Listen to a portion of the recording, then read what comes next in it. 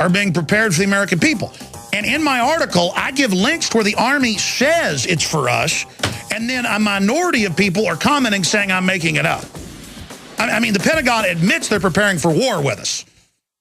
Sick of the globalist eugenicist control freaks. Okay, coming up, I want to look at the threat of genetically modified organisms, explain exactly the different types that are out there, and tie it into the cattle deaths outside Austin, Texas, where I live, where this syndicated broadcast is coming to you from. And again, I'm pro-science, but I've been pro-nuclear, except that they don't ever keep the plants up or take care of them, and they're always melting down and blowing up because these companies just don't care. So I guess, I mean, it's kind of like I'm all for giving my children freedom until they're bad, and then I can't. You just can't trust these Fortune 500 companies with GMO, nuclear, any of it. It's just, I guess we can't trust ourselves with it, is my point at this juncture. Wait till I get into these shocking findings.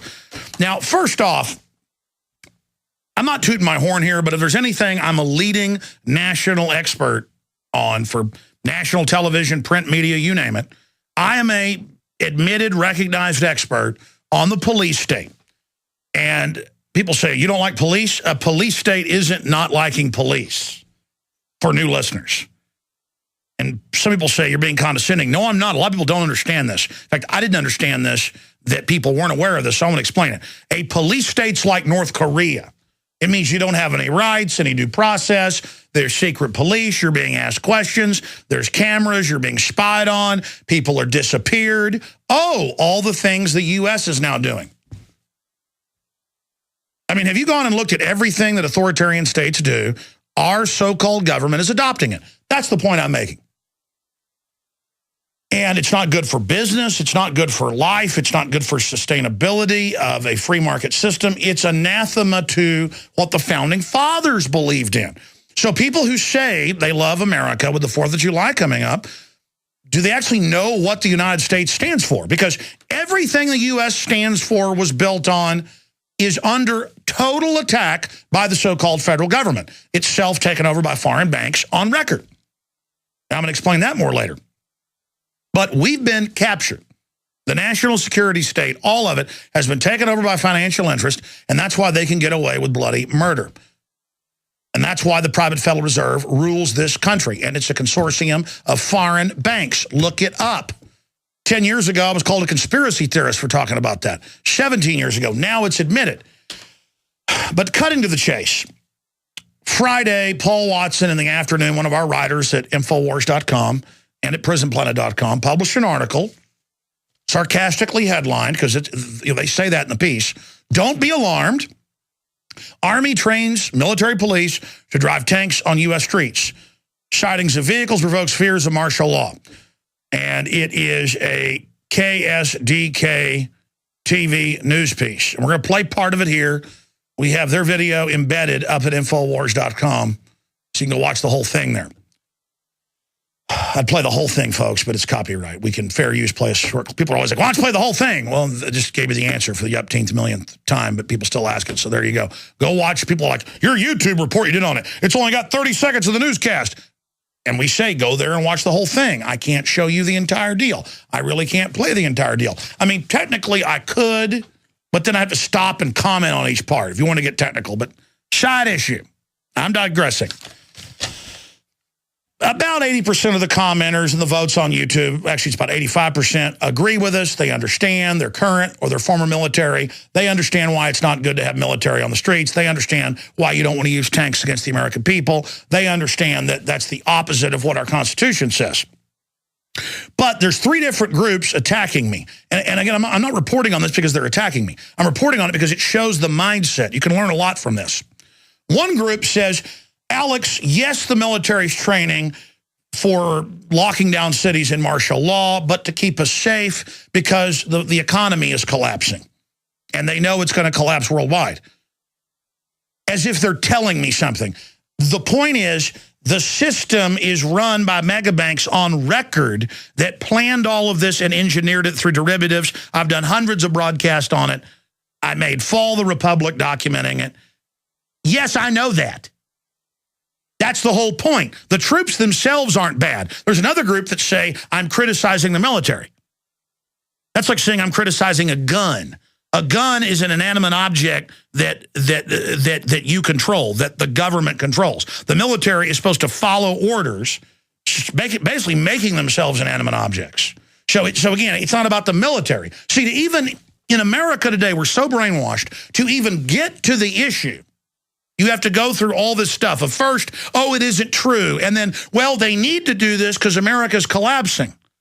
Instead of, it was engineered to do this so the system could play the part of the savior while consolidating and converting us from a free republic to a tyranny. You see what I'm saying?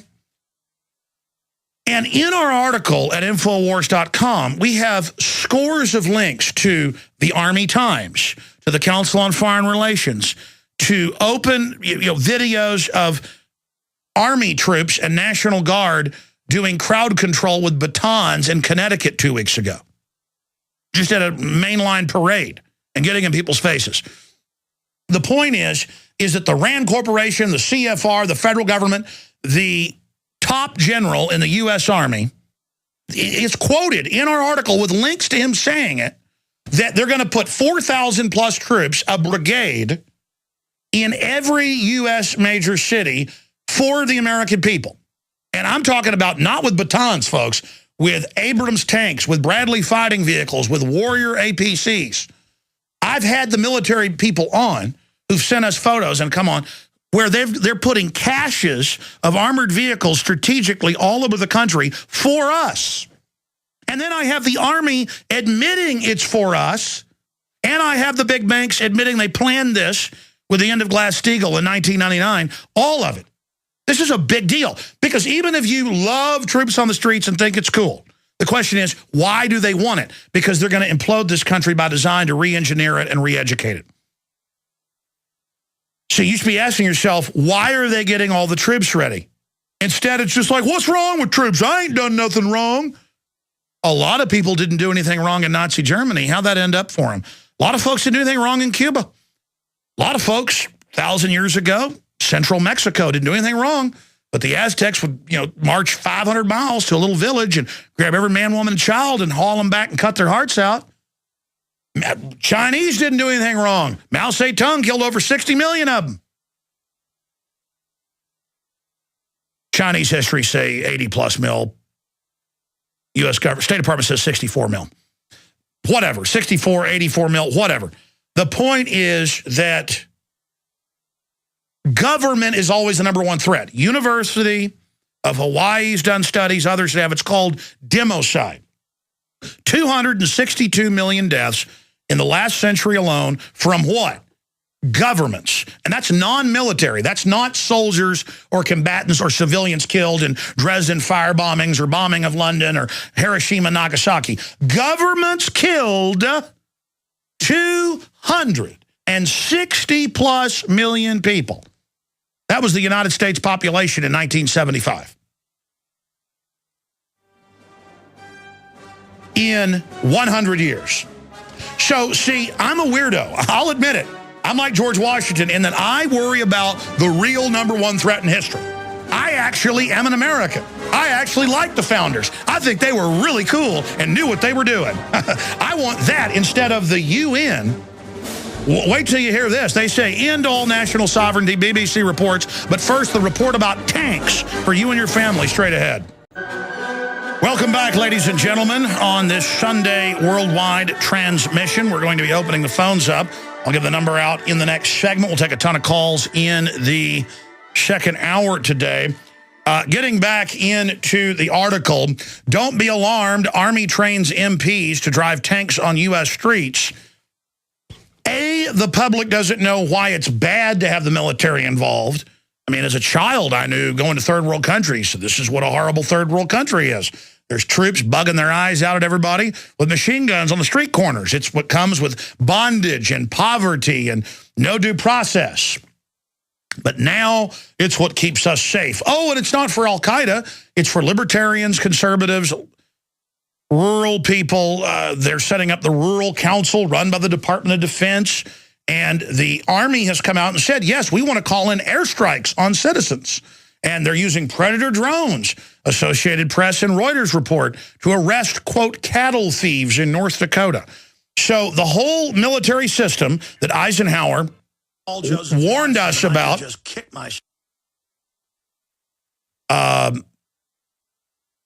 We're just playing some audio clips there in the background. Sorry about that. Okay.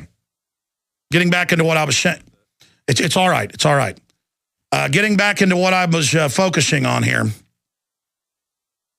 It is in plain view that the Pentagon says that they are basically taking America over. And our money is being used against us that President Eisenhower warned us about in 1961 when he left office. And his full quote wasn't just beware the military-industrial complex. He said the elite technocrats, he said technocratic, technological elite, would take over and they would control the military. And that's what DARPA is. That's what Google and the NSA, it's the same thing, are. It's special interests taking over the society. It's a technocracy. If you read The Economist or any of these publications, they're like, oh, we're run by technocrats now. Aren't we glad they're there? They care about us. No, they don't. They're authoritarian. So here is the report. Don't be alarmed. Army trains MPs to drive tanks on U.S. streets. Sightings of vehicles provokes fears of martial law. Folks, they have thousands of drills all over the country to acclimate the public to military occupation. It's admitted in the New York Times. They train with Boy Scouts to go door to door and report on what guns their parents own. And they put it in the New York Times with a straight face.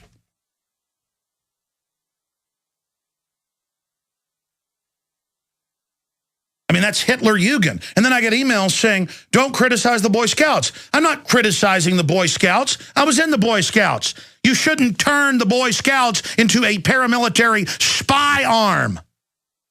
Don't believe me, just type in, Girl Scouts help fight terror and more. Boy Scouts help fight terror and more. And you'll get the New York Times, you name it, showing them this group of explorer scouts, average age 14, practiced taking on a disgruntled veteran who wouldn't turn in his firearms. I mean, go read it. It's got photos of it.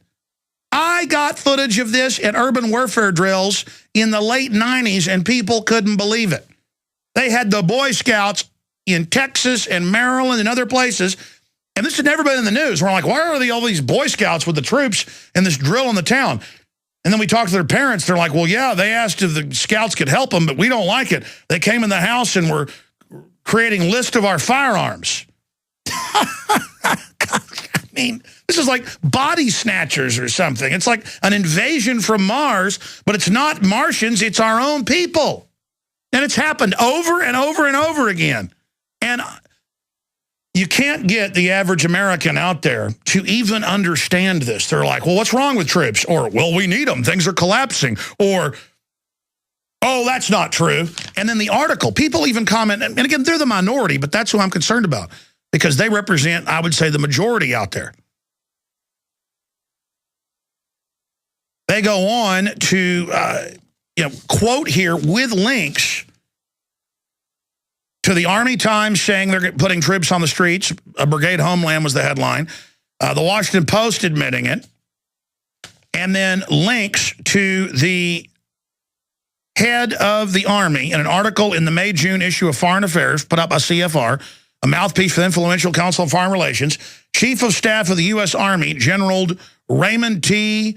Odinero, advocates the Army be transformed to a more flexible force by developing in situations normally reserved for domestic law enforcement officials. He argues that by doing so, troops will be better equipped to deal with conflict elsewhere. Oh, yes, because there'll be police every day. And then it goes on to talk about brigades in every city. And that's all this is.